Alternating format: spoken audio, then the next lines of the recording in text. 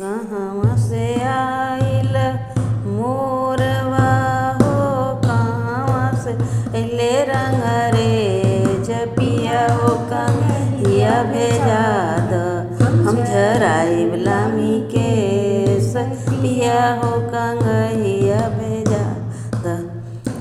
पूरबे से आइल मोरवा हो, पश्चिम से अइले रंगरेज पिया हो कंगही मंगा द हम झराइब लामी केस पिया हो कंगहिया भेजा द हम झराइब लामी केस।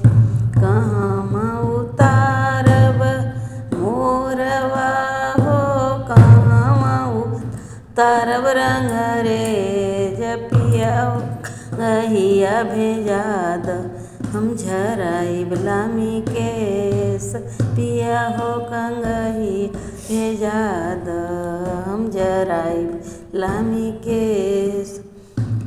दुअरे उतारब मोरवा हो, मड़वे उतारब रंगरेज पिया हो कंगहिया भेजा द हम झराइब लामी केस पिया हो कंगहिया भेजा द हम झराइब लामी केस। कारे खियाइब मोरवा हो, कारे खियाइब रंगरेज पिया हो कंगहिया भेजा द हम झराइब लामी केस पिया हो कंगहिया भेजा द हम झराइब लामी केस। दाल भात खियाइब मोरवा हो, शंकर लड़ुया रंगरेज शंकर लड़ुया रंगरेज पिया कंगहिया भेजा द हम झराइब लामी केस पिया हो कंगहिया भेजा द।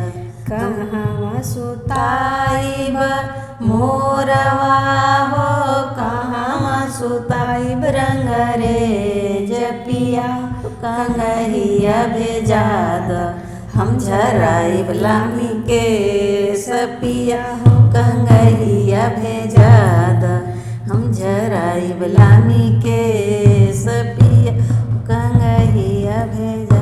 दुअरे सुताइब मोरवा हो, कोहबर सुताइब रंगरेज पिया हो कंगहिया भेजा द हम झराइब लामी केस पिया हो कंगहिया भेजा द हम झराइब लामी केस पिया।